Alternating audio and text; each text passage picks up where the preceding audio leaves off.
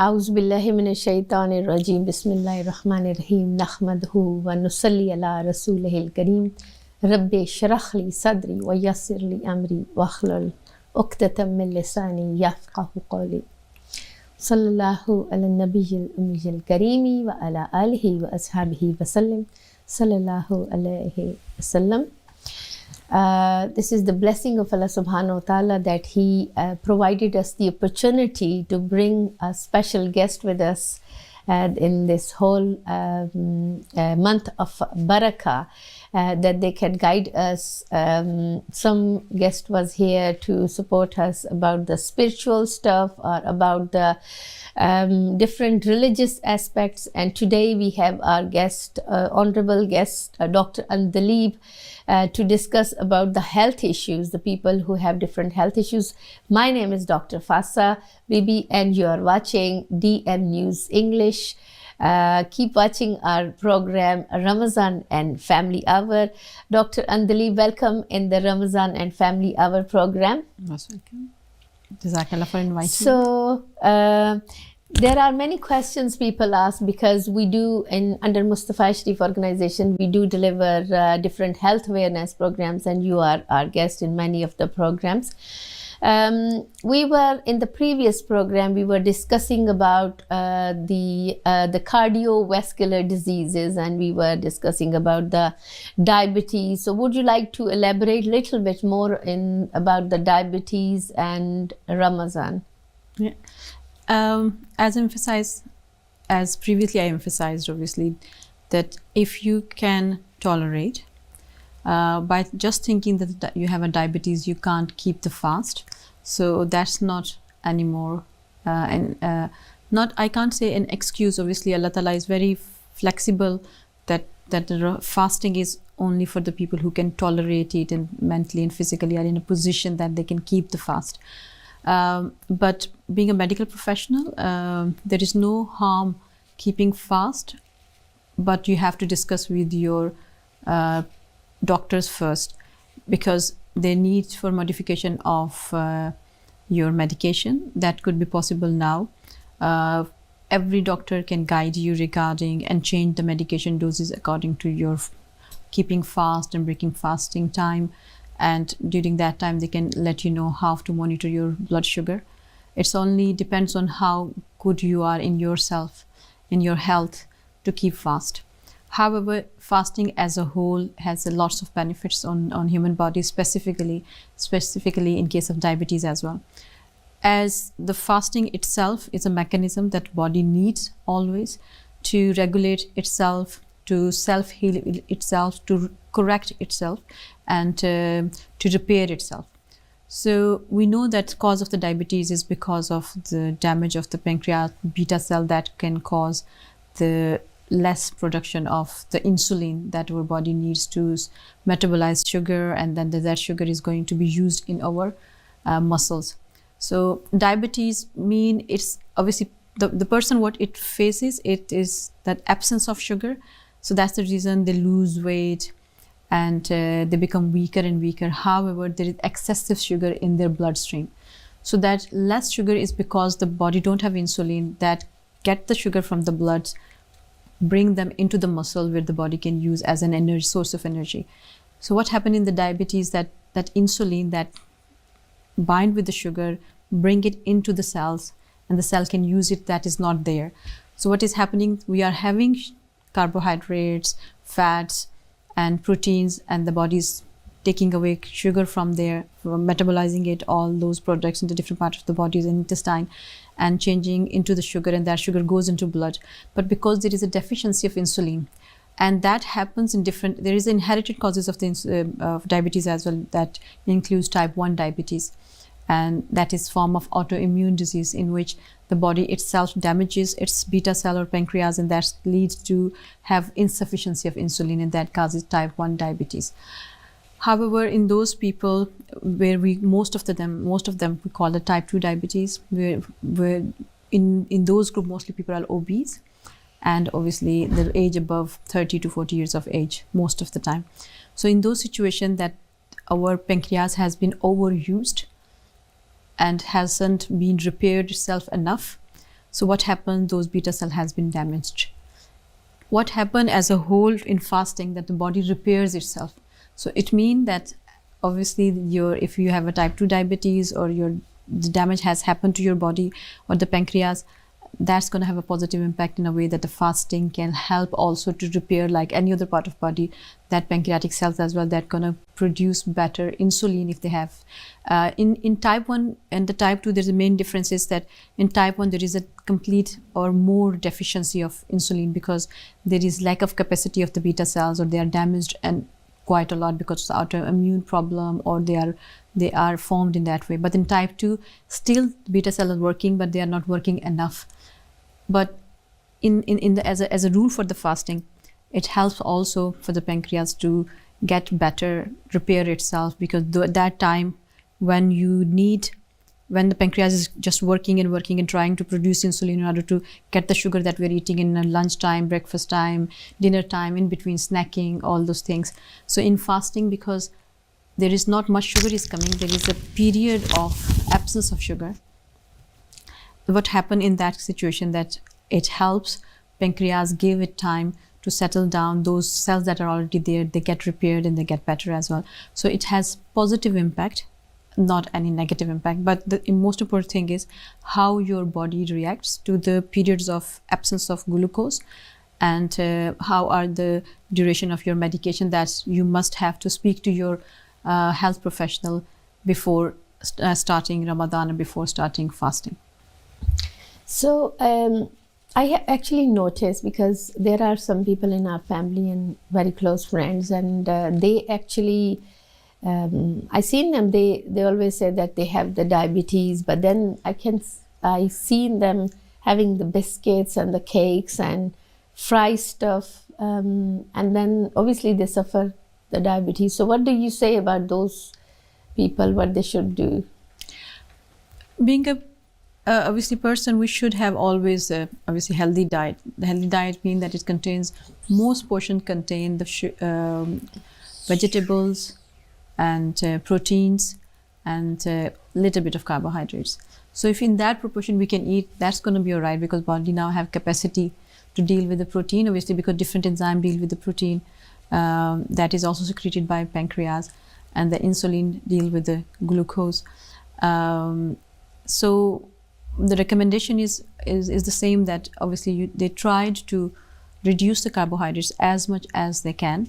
Obviously initially it is going to be difficult, but with the passage of time, when you train your habits in a way that you eat more, you get a plate, okay, then into change, obviously divide into the 3 proportions.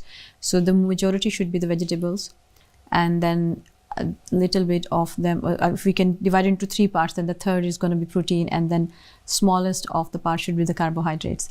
So if our proportion is in that way, that's very important. Obviously that reduces the sugar spikes and then hypoglycemia, because when you have more proteins in your sahur, then it stays in your body longer period of time, because it secretes steady amount of sugar into your blood. But when you eat carbohydrates more, it is too much sugar coming, and then as soon as you are having too much sugar in one place from the start, it crashes quickly. That's the reason you feel weak, and symptoms of hypoglycemia, that could be sweating, feeling weakness and palpitations. So in that situation, obviously, whenever any person who is a diabetic, when they have those situations, they always should carry with them some instant things like a glucose or some sweets with them, so they can take it. But with the passage of time, everyone should know that how their body works, so they have to change their diet accordingly. And the other thing is it's also very important that how we eat. So if we eat fiber before the carbohydrates, just changing the sequence of the food. If we eat carbohydrates before, it goes into body, give the spikes to the body, and obviously it crushes down quickly. So that has a negative impact on health. But if we just change the sequence, we eat first fiber make a layer around our gut, and then afterwards is going to be the protein, the carbohydrate or sugary thing should be at the end, so that absorption is going to be steady, and that improves your health and also improve your spiking of glucose as well. So just changing the sequence or changing the amount and portions of the food, making huge and tremendous amount of health effects on your body. So that's awareness is very important for the people as well.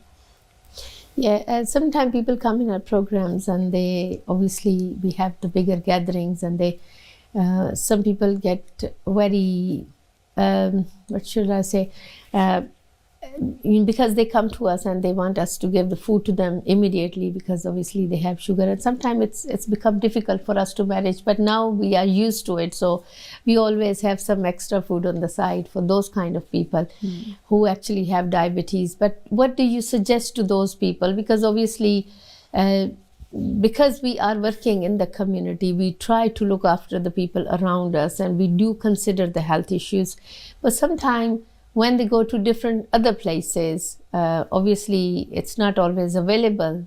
So what do you suggest to those people who have diabetes or low blood pressure especially? But what they should do to for them to save them from these kind of emergency situations? Yeah. So for the diabetic patient, when anybody gets the diabetes, obviously they get the appointment with the diabetic specialist nurse, and we have some different cards and different cards. We give them cards and there are different particular instruction for them that if they feel these specifically, okay, if I'm talking about the diabetes, the most important thing obviously and to understanding is most important thing is that hypoglycemia is more dangerous than having high blood sugar. Hypoglycemia, I mean low amount of sugar is better than the high, low amount of sugar is dangerous compared to the high sugar. So those people should have all the time some sweet things in their bag. So if any time, because if your normal circumstance is the same, so your body is going to deal with the sugar in the same way. But if you are in a stress or you get hit with some when you're outside and have stressful situation, obviously your body behave differently, and maybe you have episodes of hypoglycemia, that means reduced sugar, you feel sweaty and you feel palpitations and feel very weak and tired. So immediately you should have the sugar candies or sugar glucose tablets with you available all the time. So people like this always, I have seen most of the time now community, they made by their doctors and their specialist nurses that they should have what are the different symptoms when they start feeling and how they have to have things with you. Obviously, as you said, that those people when come to the gathering, there is a particular time that everybody should be invited for the dinner to have it. But in those people, when their particular time come now, there is no glucose in their body, and they feel very anxious because they're feeling those symptoms of going toward the low glucose. So they become hurry, they try to make things in a hurry and get sometimes annoyed and angry as well if the food has not been served on time. So obviously for me, the recommendation is for the people with the diabetes, they know already, they should ask. If they don't know, and they should ask their diabetic specialist nurse.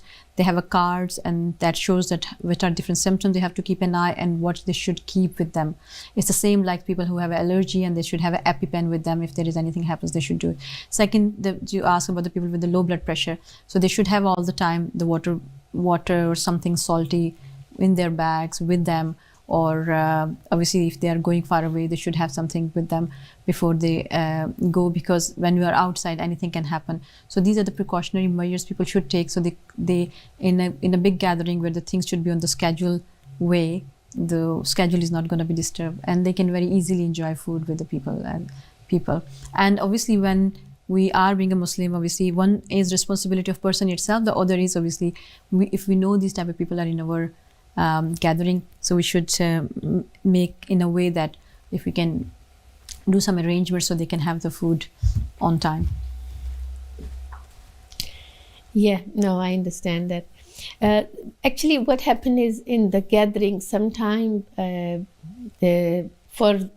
because we do arrange big gatherings, and we notice that also we do have some food separately and some sweets and some kind of little packets, especially if we have the gatherings longer than 2 hours. We definitely always have something on the side to serve in the middles to considering the people who have diabetes or who have different health issues. But I think we should also advise the people, they should keep, as you said, they should keep something in their bag, so at least, because sometimes it becomes a little bit difficult for the organizers. I'm just talking about the all gatherings, not particularly our own Mustafa Sharif or MS Charities gathering, but I'm talking about the open gatherings in a different, organized by different organizations and different places. Because sometimes it's, obviously, if you gave food to one person, the 10 of the other people wanted the food the same time, and then it created the chaos in the whole problem. Exactly. So I think it is very recommended to the people that who have the diabetes or low blood pressure or any of the other health issues that they need the food immediately, that they can't control their even sometimes people have migraine issues. Like my own son, my elder son is he gets migraine issue that if you don't have the food on a certain time, he start getting headache. So I think these kind of people's, the recommendation, as you mentioned, is that they should have some food in your bags and in somewhere so they can, because it create a problem to the other people's, and it is also affect your health. Yeah, obviously being a community, it's our responsibility that we should not, we should aware of our conditions and try not to interrupt the situations. And if we can help ourselves in that way, we can help others as well. So it's very important that we should make people aware. And I think in the health programs, this is what their doctors and the nurses always tell them as well. That's very important. So inshallah, see you in the next episode. Keep watching Ramadan and Family Life. Thank you so much, Dr. Saiba, for joining us and giving us the very precious information. I think we need to consider those information and do the implication in our life that could make a big change in our life, and as well as the change in other people's who are supporting us. Yes. Thank you so much. Keep watching Ramadan and Family Hour. Stay blessed.